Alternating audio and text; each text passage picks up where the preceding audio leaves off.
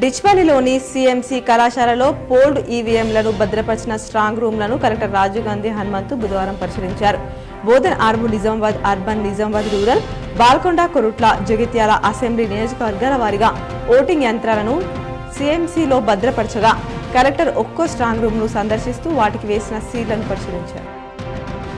నిర్మల్ జిల్లా లోకేశ్వరం మండలంలోని పలు గ్రామాల్లో మంగళవారం అర్ధరాత్రి గాలివాన బీభత్సం సృష్టించింది. బలమైన ఈదురుగాలులు వేయడంతో మండలంలోని పలు గ్రామాల్లో ఇండ్లపై రేకులు ఎగిరిపోయాయి.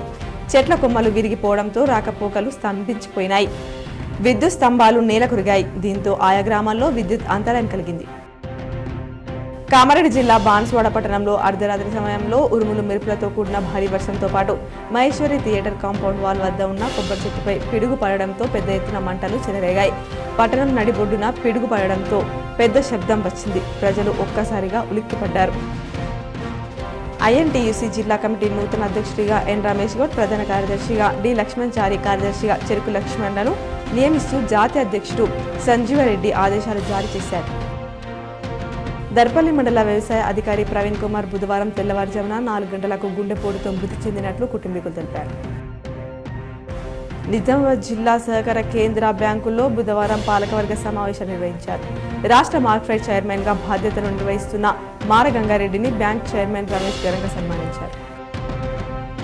డొంకేశ్వర్ మండలంలోని అన్నారం గ్రామంలో బుధవారం తెల్లవారుజామున కురిసిన కొద్దిపాటి వర్షానికి మురికిమయంగా మారింది.